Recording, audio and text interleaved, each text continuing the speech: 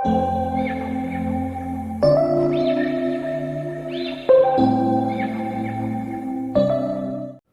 Students, welcome to aptitude वाला maths. Triangle की आज हम लोग सेकेंड क्लास करने वाले हैं। फर्स्ट क्लास में हम लोगों ने ट्रायंगल का सिर्फ डेफिनेशन देखा था और बहुत बेसिक प्रॉपर्टीज ट्रायंगल से रिलेटेड हम लोगों ने देखा था। आज उसी एक बेसिक प्रॉपर्टी पे बेस्ड हम लोग कुछ क्वेश्चंस करेंगे। वे क्वेश्चंस जैसा आपको याद होगा, पिछले वीडियो अगर आपने देखा होगा, हम लोगों ने देखा था दो इंपॉर्टेंट प्रॉपर्टी। एक प्रॉपर्टी क्या देखा था कि किसी भी ट्रायंगल में दो साइड का सम हमेशा तीसरे से ज्यादा होता है और दो साइड का डिफरेंस हमेशा तीसरे साइड से कम होता है। उसी बेसिक प्रॉपर्टी पे कैसे कैसे इंटरेस्टिंग क्वेश्चंस बनेंगे, आज हम लोग यही क्वेश्चंस उसी प्रॉपर्टी पे बेस्ड कुछ क्वेश्चंस देखने वाले हैं। कुछ क्वेश्चंस हम लोगों ने पिछले वीडियो में भी लिया था और कुछ कॉन्सेप्ट भी, नए फॉर्मूले भी हम लोग आज सीखेंगे। तो आइए स्टार्ट करते हैं क्वेश्चन से। सपोज क्वेश्चन कहता है कि एक ट्रायंगल है जिसका पेरीमीटर दे रखा है 14 सेंटीमीटर। ट्रायंगल की पेरीमीटर है 14 सेंटीमीटर और क्वेश्चन पूछा है how many triangles are possible, how many triangles are possible with integer sides. मतलब उसके साइड्स जो होंगे वो क्या होंगे, इंटीजर होंगे। ठीक है, ऐसा क्वेश्चन है। अब हमें पता, मान लीजिए कि साइड है एबीसी, साइड का लेंथ है एबीसी, तो ए प्लस बी प्लस सी तो दे रखा है कितना, 14 सेंटीमीटर। ए प्लस बी प्लस सी कितना है, 14 सेंटीमीटर है। और हमें निकालना है कि ऐसे कितने ट्रायंगल्स हो सकते हैं जिनमें ए बी सी तीनों का सम कितना हो जाए, 14 सेंटीमीटर। जब भी ऐसा क्वेश्चन आए आपको कि पेरीमीटर दे रखा हो और ट्रायंगल्स कितने होंगे इंटीजर साइड वाले बताइए, तो आपका जो स्टार्टिंग पॉइंट होगा वो हमेशा होगा सेमी पेरीमीटर। सेमी पेरीमीटर कितना होगा, 14 का हाफ कितना हो गया, 7 सेंटीमीटर हमारा सेमी पेरीमीटर होगा। तो 7 सेंटीमीटर से कोई भी साइड हमेशा कम ही होगा। ये बहुत क्लियर है, हम लोगों ने पिछले वीडियो में भी देखा था कि किसी भी ट्रायंगल में एक साइड का मैक्सिमम वैल्यू जो भी होगा वो सेमी पेरीमीटर से कम ही होगा। क्यों कम होगा ये भी देखा था, क्योंकि अगर ये 7 होगा तो बाकी दोनों का सम भी 7 होगा। तो इसका मतलब दो साइड का सम तीसरे साइड के बराबर हो जाएगा। ऐसा कभी होता ही नहीं है, दो साइड का सम हमेशा तीसरे से ज्यादा होता है। इसका मतलब ये हुआ कि कोई भी साइड 7 सेंटीमीटर नहीं हो सकता है, 7 से कम ही होगा ना। अगर 7 सेंटीमीटर से कम होगा तो मैक्सिमम किसी साइड को हम कितना ले सकते हैं, 6 सेंटीमीटर। तो अब एक साइड सपोज ए है, ए को हम मैक्सिमम कितना ले सकते हैं, 6 ले सकते हैं। अब 6 ले लिए तो कितना बच गया, 8 बच गया, 6 8 14। अब 8 को इन दोनों में डिस्ट्रीब्यूट करना है तो बी का मैक्सिमम भी हम कितना ले सकते हैं, 6 ही ले सकते हैं ना। तो 6 2 5 3 4 4। अब इसके बाद तो रिपीट होगा, इसके बाद क्या आएगा, 3 5 2 6। तो सेम चीज है ऊपर वाला ही। तो 6 अगर लेंगे तो 3 ट्रायंगल पॉसिबल होगा, 6 6 2 6 5 3 6 4 4। इसी तरह से अगर आप 5 लेंगे, अब मैक्सिमम 6 तो ले लिया, उससे कम लेते हैं, 5 लेंगे तो 9 बच गया। अब 9 को हमको डिस्ट्रीब्यूट करना है तो मैक्सिमम कितना ले सकते हैं, 6। तो 6 3। अब 5 6 3 ऑलरेडी हो चुका है, देखिए 5 6 3 ऑलरेडी काउंट कर चुके हैं, इसलिए इसको दोबारा काउंट करने की जरूरत नहीं है। तो 5 6 3 नहीं हुआ तो क्या होगा, 5 4 हो सकता है, 5 5 4। देखिए 5 5 4 यहां नहीं लिया है तो 5 5 4 हो जाएगा। इसके बाद तो रिपीट होगा 4 5 या 3 6, सेम चीज रिपीट करेंगे तो उसको छोड़ दीजिए। और क्या होगा, इसके बाद अगर हम 4 ले लें, 5 के बाद 4 आएगा, 4 आएगा तो कितना बचेगा, 10 बचेगा। अब 10 बचेगा तो क्या हो सकता है, 6 4 6 4। 4 6 4 ऑलरेडी हो चुका है, देखिए 4 6 4 4 6 4 तो हो चुका है, तो इसको काउंट करने की जरूरत नहीं है। इसके बाद क्या होगा, 5 5। ना 5 5 भी हम काउंट कर चुके हैं, 5 5 4 यही तो है ना, 5 5 4 भी काउंट हो चुका है, तो इसको भी लेने की जरूरत नहीं है। और इसके बाद तो रिपीट होगा, 4 6 वापस आएगा तो इसको छोड़ दीजिए। इसी तरीके से आप अगर 3 वाला चेक करें, 3 लेंगे, ए का वैल्यू 3 ले लें, ए प्लस बी प्लस सी कितना है, 14। अगर हम 3 ले लें तो कितना बच गया, 11 बच गया। 11 बच गया तो 6 से शुरू करना होगा, मैक्सिमम 6 ही ले सकते हैं, तो 6 5। लेकिन 3 6 5 हम लोग ऑलरेडी काउंट कर चुके हैं, जरूरत नहीं है। फिर क्या होगा, 5 6, सेम चीज रिपीट होगा तो कोई मतलब नहीं है। 2 लेंगे तो बचेगा कितना, 12। 12 बचेगा तो एक ही पॉसिबिलिटी है 6 6 2, बट 6 6 2 भी पहले ही काउंट किया जा चुका है तो इसको भी छोड़ दीजिए। 1 लेंगे तो बचेगा 13। 13 में 6 7 हो जाएगा, 7 तो हो ही नहीं सकता है कुछ, इसलिए यहाँ पे भी कोई भी ट्रायंगल पॉसिबल नहीं होगा।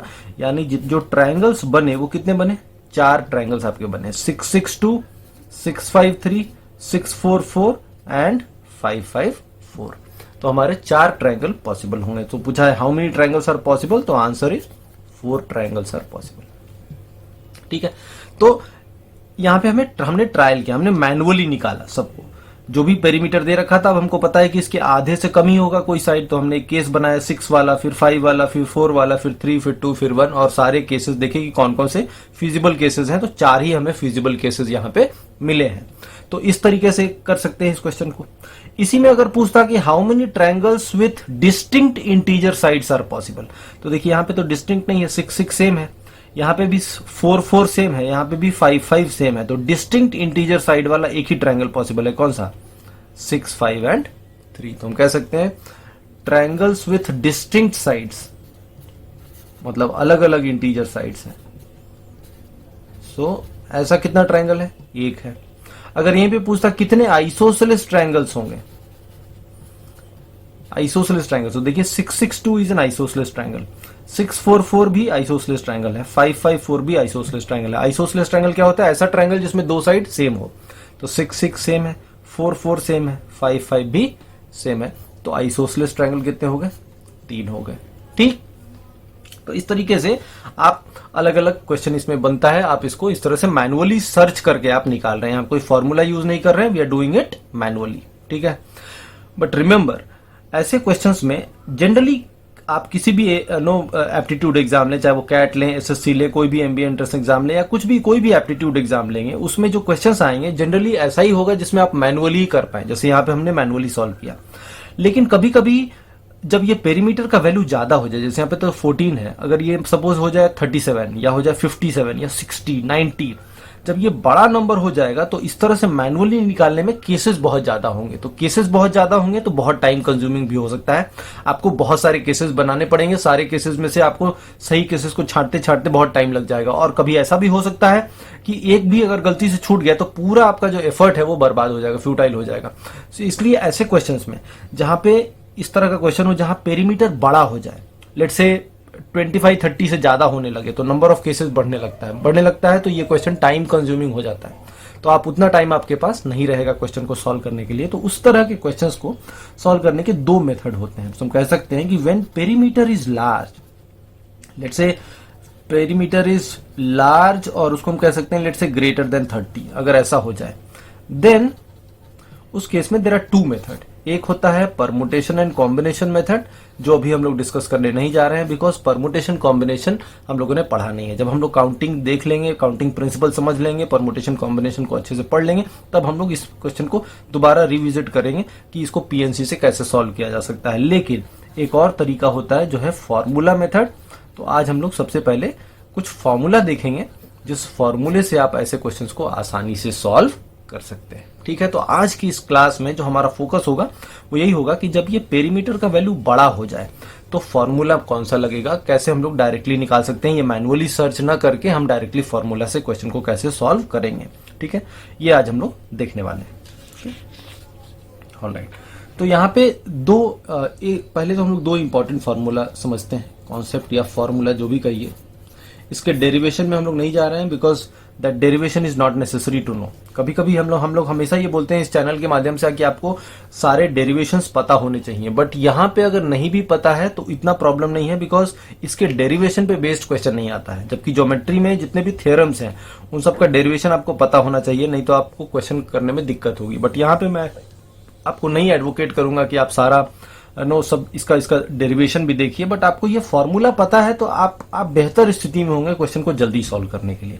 तो पहले क्विकली फॉर्मूला देख लेते हैं। ये कहता है कि अगर पेरीमीटर दिया हुआ है, इफ P इज गिवन, ठीक है, then number of triangles with integer sides, number of triangles with integer sides is equal to p plus 3 whole square divided by 48 का integer function if p is odd, and it is equal to p square divided by 48 if p is even. Okay? ये एक बहुत important formula है, आप इसको याद रखिए। ऐसे क्वेश्चंस को डायरेक्टली सॉल्व करना है तो इस फॉर्मूले को हम लोग यूज कर सकते हैं। लेकिन मैं साथ में आपको ये भी एक बता दूं, एक आपको बात पता होनी चाहिए कि ये फॉर्मूला यूज करने की नौबत आपको बहुत कम आएगी। बहुत कम ही ऐसे क्वेश्चंस होंगे जहां पे आपको ये फॉर्मूला यूज करना पड़ेगा। ये फॉर्मूला आप तभी यूज करेंगे जब पेरीमीटर बहुत बड़ा हो, 25-30 से बड़ा हो तभी आप यूज कीजिएगा। अगर 25-30 से कम है पेरीमीटर तो आप जैसे हम लोग मैनुअली सर्च किए थे पीछे, आप मैनुअली ही सर्च करिएगा। वो ज्यादा लॉजिकल अप्रोच है क्वेश्चन को सॉल्व करने का। आपको चीजें समझ में आ रही हुई, यहाँ कुछ समझ में नहीं आएगा बट आप एक कोई कैलकुलेशन करेंगे और आंसर निकाल देंगे, बट आपको समझ में कुछ आएगा नहीं कि आप कर क्या रहे हैं। मैथ्स वैसे नहीं पढ़ा जाता है कि आप बिना कुछ सोचे समझे करिए। मैथ्स समझने का सब्जेक्ट है, ठीक है। But having said that, formula याद रखने से फायदा है क्योंकि आप जल्दी कर पाएंगे। एग्जाम में स्कोरिंग भी इंपॉर्टेंट है, समझना भी है और आपको स्कोर भी करना है। सो स्कोरिंग पॉइंट ऑफ व्यू से फॉर्मूला डेफिनेटली आपको हेल्प करने वाला है। अब देखिए इसमें अब जब आपको ये पता है तो आप आसानी से क्वेश्चन को सॉल्व कर सकते हैं। जैसे मान लीजिए एक क्वेश्चन लेते हैं, लेट्स से कहता है कि find if perimeter is equal to 18 find number of triangles with integer sides. ठीक है, ऐसा कह दिया, बताइए कितने ट्रायंगल होंगे इंटीजर साइड्स वाले। ठीक, अब हमको पेरीमीटर पता है। ये पेरीमीटर कैसा है, इवन है कि ऑड है? 18 तो इवन है, इवन है तो कौन सा फॉर्मूला लगेगा, ये वाला फॉर्मूला। तो हम कह सकते हैं it will be integer function of P square divided by 48, यानी कि 18 का स्क्वायर डिवाइडेड बाई 48। तो कितना हो जाएगा, 18 इंटू 18 डिवाइडेड बाई 48। 6 से 3 बार, 6 से कितनी बार जाएगा, 8 बार। 2 से 9 बार, 2 से 4 बार। तो ये कितना हो गया, 27/4। इसको अगर हम डेसिमल में लिखें तो कितना होगा, 4 से 4 6 या 24 बचेगा 3, तो कितना हो जाएगा 6.75 का इंटीजर फंक्शन। अब समझिए इंटीजर फंक्शन होता क्या है। ये स्क्वायर ब्रैकेट का मतलब है नियरेस्ट इंटीजर फंक्शन। इसका मतलब हो गया nearest integer function. Nearest integer function का मतलब होता है इसके सबसे नजदीक जो इंटीजर है, तो इसके आसपास, सबसे आसपास कौन सा इंटीजर है, 7 है। तो आंसर क्या हो जाएगा, 7। तो ऐसे कितने ट्रायंगल्स पॉसिबल होंगे, पेरीमीटर अगर 18 होगा तो 7 ट्रायंगल्स पॉसिबल होंगे। तो आपने बिना कोई मैनुअल ट्रायल कर किए बिना आपने डायरेक्टली एक फॉर्मूला लिखा, उस फॉर्मूले में नंबर्स प्लग इन किया, वैल्यू निकाल के आपने निकाल दिया। ठीक है, तो ये नियरेस्ट इंटीजर फंक्शन भी समझ लीजिए कि अगर डेसिमल हो, जैसे मान लीजिए 6.2 हो तो हम क्या लेंगे, 6 लेंगे। अगर 6.7 हो तो हम क्या लेंगे, 7 लेंगे। तो ये 0.5 से कम होगा तो 6 लेंगे, 0.5 से ज्यादा होगा तो 7 लेंगे। जैसे यहाँ 7 हो गया, 0.5 से ज्यादा है, 0.7 है तो 7 ले लिए। लेकिन अगर 6.5 हो, अगर 6.5 हो तो 0.5 रहेगा तो इस, अब क्या करेंगे, तो बीचों बीच है, जितना 6 से दूर है उतना ही 7 से दूर है। तो ऐसे केस में आप 6 ही लीजिएगा, 7 नहीं लीजिएगा। तो 0.5 या उससे कम हो तो पीछे वाला इंटीजर, 0.5 से ज्यादा हो तो आगे वाला इंटीजर। यही होता है नियरेस्ट इंटीजर फंक्शन। तो आपको बस ये फॉर्मूला यूज करना है, आप ऐसे क्वेश्चंस को आसानी से सॉल्व कर सकते हैं। ठीक है, आई होप आपको समझ में आ गया होगा कैसे कर रहे हैं हम लोग। ओके, आइए आगे बढ़ते हैं। कुछ और इंटरेस्टिंग क्वेश्चंस हम लोग देख सकते हैं। जैसे मान लीजिए यहाँ पे अगर रहता सपोज कि if p is equal to 21 find number of triangles with integer sides, find number of triangles with integer sides. तो अब 21 तो ऑड है, तो ऑड के केस में हमें पता है फॉर्मूला क्या होता है, p+3 whole square divided by 48 का इंटीजर फंक्शन। तो 21 + 3 24 का स्क्वायर, यानी 24 इंटू 24 डिवाइडेड बाई 48 का इंटीजर फंक्शन। तो ये 2 बार, तो ये 12 आ गया, 12 का इंटीजर फंक्शन तो 12 ही होगा। तो ऐसे कितने ट्रायंगल्स पॉसिबल होंगे, 12 ट्रायंगल्स पॉसिबल होंगे। तो आप देख सकते हैं कितनी जल्दी हम क्वेश्चन को सॉल्व कर सकते हैं अगर आपके पास फॉर्मूला हो तो। ये फॉर्मूला हैंडी है, ये फॉर्मूला इंपॉर्टेंट है, आप इसको ध्यान में रखेंगे तो ऐसे क्वेश्चन आप बहुत आसानी से सॉल्व कर सकते हैं, बहुत जल्दी सॉल्व कर सकते हैं। सो ये फॉर्मूला याद रखने का अपना एक एडवांटेज तो है ही है। ठीक है, आइए कुछ और क्वेश्चंस हम लोग डिस्कस करते हैं। जैसे मान लीजिए एक क्वेश्चन कहता है find number of scalene triangle with integer sides, find number of scalene triangle with integer sides where perimeter is equal to 36 centimetre, ठीक है, where perimeter is equal to 36 centimetre. ऐसा एक क्वेश्चन है। कितने स्केल इन ट्रायंगल, अभी हम लोगों ने वो सब क्लासिफिकेशन ऑफ ट्रायंगल तो देखा नहीं है, बट स्केल इन ट्रायंगल आप समझिए वो ट्रायंगल जिसके तीनों साइड अलग अलग हो, तीनों साइड का लेंथ अलग अलग हो तो स्केल इन कहलाता है। तीनों साइड बराबर तो इक्विलैटरल, दो साइड बराबर तो आइसोसेलेस ट्रायंगल कहलाता है। तो स्केल इन ट्रायंगल यानी ऐसे ट्रायंगल जिसमें तीनों साइड का वैल्यू क्या हो, अलग अलग हो, तीनों साइड का मेजर अलग अलग हो, वो हमारा होगा स्केल इन ट्रायंगल। तो ये क्वेश्चन है सपोज। नाउ अब आप इसको कैसे करेंगे, अब देखिए आपको टोटल नंबर ऑफ ट्रायंगल्स तो आप डायरेक्टली निकाल सकते हैं ना। टोटल इंटीजर साइड वाले कितने ट्रायंगल होंगे, हमारे पास फॉर्मूला है, ये इवन है तो हम कह सकते हैं कि पी स्क्वायर डिवाइडेड बाई 36 का integer function. So 36 into 36 divided by 48 का क्या हो गया इंटीजर फंक्शन। 12 से 3 बार, 12 से 4 बार, 4 से 9 बार, तो 27, 27 का इंटीजर फंक्शन तो 27 ही होगा। यानी टोटल कितने ट्रायंगल्स होंगे, 27 ट्रायंगल्स होंगे। तो टोटल के लिए तो फॉर्मूला है, लेकिन स्केलिन के लिए तो फॉर्मूला है नहीं। लेकिन हमको ये पता है कि ट्रायंगल्स जो ये 27 ट्रायंगल होंगे, इसमें क्या होंगे, कुछ स्केलिन ट्रायंगल होंगे, कुछ आइसोसेलेस ट्रायंगल होंगे, कुछ नो इक्विलैटरल ट्रायंगल होगा। तो इक्विलैटरल ट्रायंगल तो एक ही होगा। अगर हम कहें इक्विलैटरल ट्रायंगल, सो इक्विलैटरल ट्रायंगल वो हुआ जिसके तीनों साइड बराबर हो। तो क्या होगा, 12 12 12 36 हो गया, तीनों साइड 12 12 12। तो ऐसा कितना ट्रायंगल होगा, सिर्फ एक ही ट्रायंगल होगा।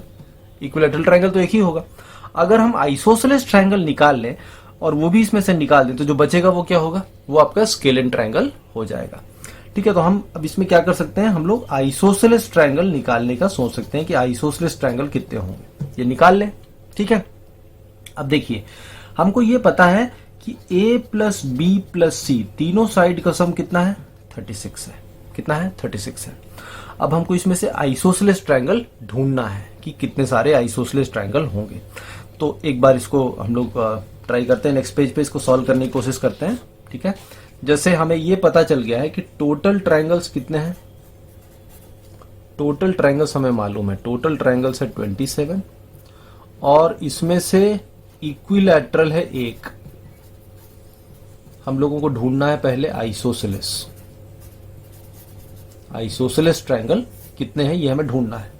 अब ये भी पता है कि a प्लस बी प्लस सी तो मालूम है, पेरीमीटर कितना है 36 सेंटीमीटर, ये दिया हुआ है क्वेश्चन में ही। अब हम ये ढूंढ लें कि कितने सारे आइसोसेलेस ट्रायंगल होंगे मैनुअली। अब कैसे ढूंढेंगे, पेरीमीटर अगर 36 है तो इसका आधा हो गया 18, यानी कि कोई भी साइड 18 से कम ही होगा। यानी मैक्सिमम अगर हम दें तो कितना दे सकते हैं, 17, और आइसोसेलेस बनाना है तो इसको भी 17 रखते हैं। तो 34 हो गया तो कितना बचा, 2, ये एक वैलिड ट्रायंगल हो सकता है। 16 भी देते, 17 के बाद 16 हो सकता है, 16 16 32 तो कितना हो गया 4। इस तरह से 15 15 30 तो कितना हो जाएगा 6, 14 14 28 तो कितना बच गया 8, ये भी हो सकता है। ठीक है, इसी तरह से अगर हम कहें 13 13 26 26 तो और क्या बचा 10। इसी तरह से अगर हम कहें 12 12 तो ये भी कितना हो जाएगा 12। तो ये तो हम लोग पहले ही काउंट कर चुके हैं इक्विलैटरल ट्रायंगल, इसको तो हटा ही दीजिए। अब इसके बाद जब आप करेंगे तो क्या होगा, देखिए 11 आएगा, 11 आएगा, 22 निकल गया तो कितना बचेगा 14। चलेगा, कोई दिक्कत तो नहीं है, दो साइड का सम हमेशा तीसरे से ज्यादा आ रहा है तो कोई दिक्कत नहीं है। इसी तरह से अगर आप 10 10 करेंगे तो कितना आ जाएगा 16 आ जाएगा, ये भी वैलिड है, दो साइड का सम हमेशा तीसरे से ज्यादा आ रहा है। लेकिन जब आप 9 कर देंगे तो प्रॉब्लम आ जाएगा। देखिए 9 9 तो यहाँ पे कितना देना पड़ेगा 18, लेकिन 9 + 9 18, यानी ये तो हो नहीं सकता है। 18 हमको पता है कि अपर लिमिट कितना है 17, 17 से ज्यादा कोई साइड हो ही नहीं सकता। यहाँ पे कितना हो गया 18, तो ये भी हमारा इनवैलिड हो गया, 18 हो नहीं सकता है, तो ये चला गया। तो इसका मतलब कितने हमारे ट्रायंगल्स कितने हुए, 1 2 3 4 5 6 7, यानी आइसोसेलेस ट्रायंगल कितने हो गए 7 हो गए। तो अब हमारा नंबर ऑफ स्केलिन ट्रायंगल तो निकल गया। स्केलिन ट्रायंगल कितना हो जाएगा, टोटल था 27, उसमें से एक इक्विलैटरल हटा दें, 7 आइसोसेलेस हटा दें, 8 निकल जाएगा, तो कितने ट्रायंगल्स बचेंगे 19 ट्रायंगल्स। तो हम कह सकते हैं कि नंबर ऑफ स्केलिन ट्रायंगल कितना हो जाएगा 19 ट्रायंगल्स हो जाएगा। तो यहाँ पे हम लोग दोनों चीज यूज कर रहे हैं, क्या क्या, हम लोग फॉर्मूला यूज करके टोटल ट्रायंगल्स भी निकाल रहे हैं और मैनुअली हम लोग आइसोसेलेस ट्रायंगल भी निकाल रहे हैं, और दोनों को सब्ट्रैक्ट कर रहे हैं तो जाके हमारा स्केलिन ट्रायंगल आ रहा है। ये एक तरीका ऐसे क्वेश्चन को सॉल्व करने का हो सकता है। लेकिन इसी क्वेश्चन को सॉल्व करने का एक और आसान मेथड भी है। ठीक है, वो भी एक फॉर्मूला है जो आपको पता होना चाहिए। सिमिलर फॉर्मूला है, जैसा फॉर्मूला हम लोगों ने पहले देखा था उसी तरह का फॉर्मूला एक और है, ये भी आप समझ लीजिए। यहाँ पे भी एक कॉन्सेप्ट है या फॉर्मूला है, जो भी कहें। ये कहता है कि अगर पेरीमीटर दिया हुआ है, P इज गिवन, ठीक है, then number of scalene triangle, scalene triangle निकालने का भी एक डायरेक्ट फॉर्मूला है, ठीक है, आपका काम बहुत आसान हो जाएगा, is equal to P-3 whole square divided by 48 का इंटीजर फंक्शन, अगर P ऑड है, and this is equal to P-6 whole square divided by 48 अगर P क्या है, इवन है। बस ये फॉर्मूला है, बस आपको ये फॉर्मूला ध्यान में रखना है। हमने क्या किया, पुराने फॉर्मूले में बस P की जगह P-6 कर दिया, ऑड में P+3 होता था, P+3 में से 6 निकाल देंगे, P-3 हो जाएगा। पुराने फॉर्मूले में P होता था, P की जगह हमने P-6 कर दिया, तो यहाँ पे ये जब ऑड था, ये जब इवन होगा। तो आप इस फॉर्मूले से डायरेक्टली भी स्केल इन ट्रायंगल का केस निकाल सकते हैं। जैसे कि अगर हम इसी वाले क्वेश्चन को लें, यहाँ पेरीमीटर कितना था, 36 था, तो number of scalene triangle हम लोग डायरेक्टली फॉर्मूले से भी निकाल सकते हैं। हम क्या कर सकते हैं, 36 - 6, 30 का होल स्क्वायर डिवाइडेड बाई क्या, 48, और इसका क्या ले लें, इंटीजर फंक्शन ले लें, यही वाला फॉर्मूला, ये फॉर्मूला लग जाएगा। इवन है, P36 इवन है, तो 36 - 6 30, 30 का स्क्वायर डिवाइडेड 40, तो ये हो गया 30 × 30 डिवाइडेड बाई क्या, 48। इसको सॉल्व कर लेते हैं, 6 से 8 बार, 6 से 5 बार, 2 से 4 बार, 2 से 15 बार, ठीक है, 15 × 5 कितना हो गया, 75/4, तो ये आ जाएगा कितना, 75/4 यानी कि 18.75, 18.75 यानी किसके नजदीक है, 19 के नजदीक है। तो number of scalene triangle कितना हो जाएगा, 19 हो जाएगा। आप देख सकते हैं यहाँ भी कितना आया था, 19 आया था, यहाँ भी क्या आ रहा है, 19 आ रहा है। यहाँ हमने डायरेक्टली फॉर्मूले से निकाला, यहाँ हमने इतना लंबा चौड़ा कॉन्सेप्ट लगाया, तब लगाया। तो एग्जाम में ये मेथड ज्यादा बेटर है, ये मेथड आपका उतना बेटर तो नहीं होगा, बिकॉज यहाँ पे काफी चीजें करनी पड़ रही हैं। लेकिन अगर आपको ये फॉर्मूला पता है तो आप बहुत आसानी से, बहुत जल्दी ऐसे क्वेश्चन को सॉल्व कर सकते हैं। तो ये फॉर्मूला याद रखने का अपना एक डिस्टिंक्ट एडवांटेज तो है ही है, उससे नकारा नहीं जा सकता है। तो आप इस फॉर्मूले को याद रखिएगा, इस फॉर्मूले से ऐसे क्वेश्चन आप बहुत आसानी से कर सकते हैं, ठीक है, ओके, ऑलराइट। अब इसमें क्वेश्चंस का तो कोई लिमिट है नहीं, क्वेश्चन तो कई सारे बनाए जा सकते हैं। हम लोग एक दो क्वेश्चन और इसमें देख सकते हैं। तो जैसे एक क्वेश्चन और मैं आपको समझाता हूं। जैसे मान लीजिए कहता है सपोज कि पेरीमीटर दिया हुआ है 96, ठीक है, पेरीमीटर दे रखा है 96 और पूछा है find number of triangles with integer sides,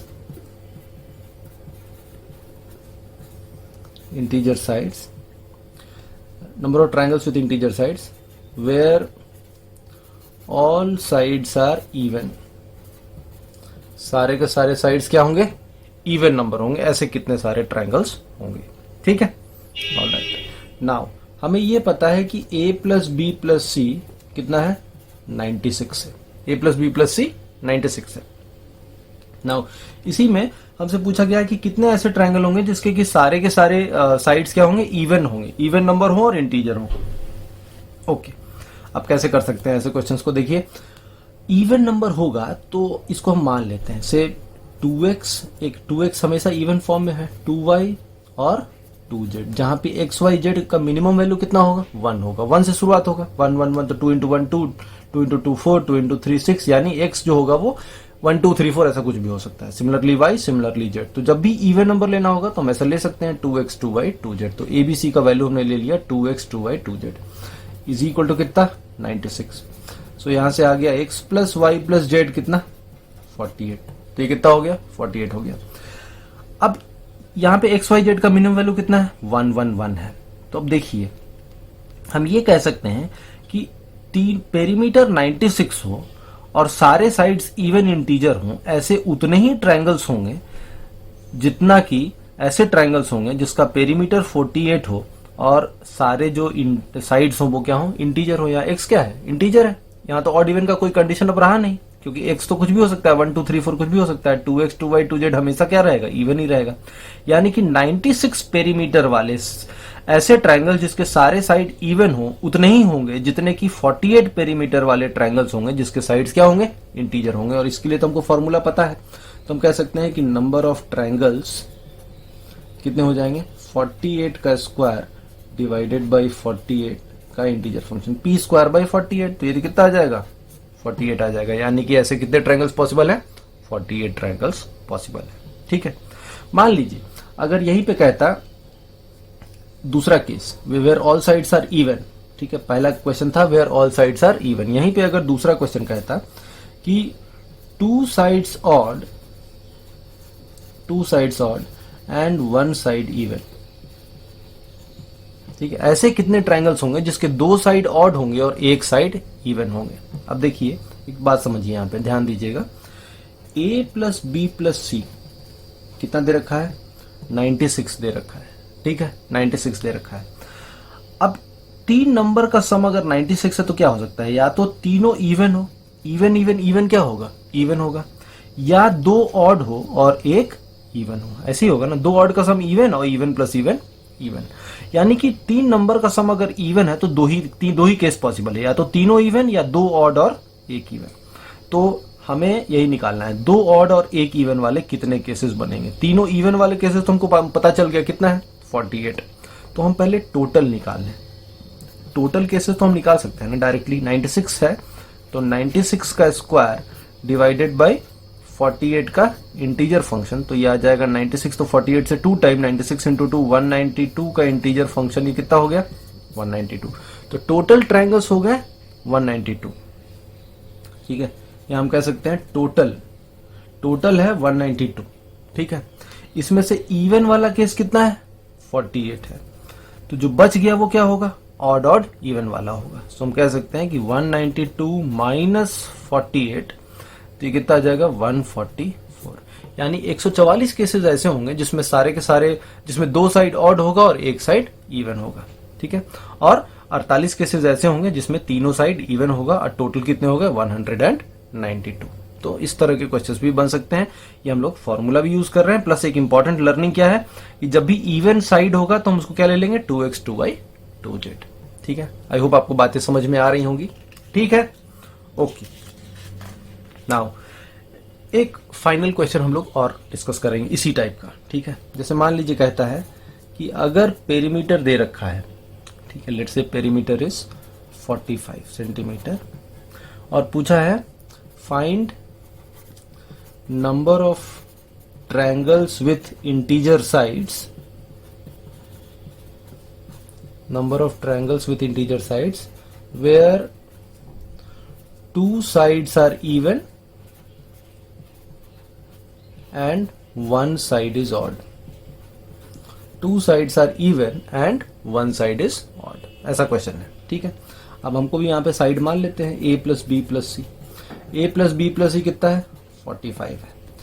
तीनों का सम ऑड है तो दो ही केस बनेगा ना, या तो तीनों ऑड होगा, तीन ऑड नंबर का सम हमेशा ऑड होता है, या क्या होगा दो इवन होगा और एक ऑड होगा, दो इवन का sum even, even plus odd odd हो जाएगा। सो दो ही केस पॉसिबल होगा, जब भी तीन इंटीजर का सम अगर ऑड है तो दो ही केस पॉसिबल होगा, या तो तीनों ऑड या दो इवन और एक ऑड, ऐसा ही दोनों में से कोई एक केस, दोनों में से ही कुछ केस पॉसिबल होगा।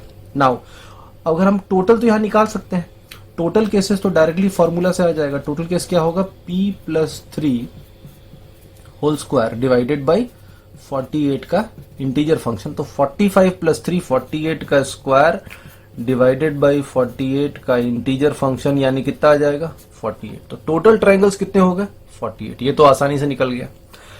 अब अगर हम ऑड ऑड ऑड निकाल दें तो जो बचेगा वो क्या होगा, इवन इवन ऑड। हमको ही निकालना है कि दो इवन और एक ऑड हो, ऐसे कितने ट्रायंगल्स होंगे। तो पहले हम ऑड ऑड ऑड वाला निकाल लें। अब ऑड नंबर कैसे ले सकते हैं, जैसे इवन 2x लिया था तो ऑड क्या लेंगे, 2x minus 1 plus 2x minus 2y minus 1 plus 2z minus 1। तो जैसे ऑड लिया था 2x 2y 2z, इवन लेंगे, ऑड से इवन लिया था 2x 2y 2z, तो ऑड क्या लेंगे 2x minus 1 2y minus 1 2z minus 1। ये सम कितना दे रखा है 45, ठीक है।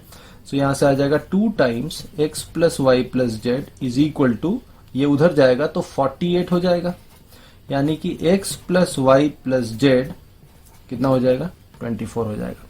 तो ऑड साइड वाले ट्रायंगल उतने ही होंगे 45 पेरीमीटर में जितने की 24 पेरीमीटर वाले टोटल ट्रायंगल्स होंगे। सो 24 पेरीमीटर में तो हमको फॉर्मूला मालूम है, तो ये कितना हो जाएगा, हम कह सकते हैं कि odd plus odd plus odd, तीनों ऑड हो ऐसे कितने ट्रायंगल्स होंगे। सो 24 इवन है तो 24 स्क्वायर डिवाइडेड बाय 48, तो ये आ जाएगा कितना, ये आ जाएगा 24 से 2 टाइम तो 12, तो ये कितना हो गया 12। तो 12 ट्रायंगल है, तो टोटल हो गए, अब यहां भी आप लिख सकते हैं टोटल है 48 और ये है 12, तो जो बच गए इवन इवन और ऑड वाले, तो ये कितने होंगे 48 माइनस 12 कितना 36। तो 36 ट्रायंगल्स ऐसे होंगे जिसमें कि 2 साइड इवन होगा और 1 साइड ऑड होगा। आई होप आपको चीजें समझ में आ रही होंगी।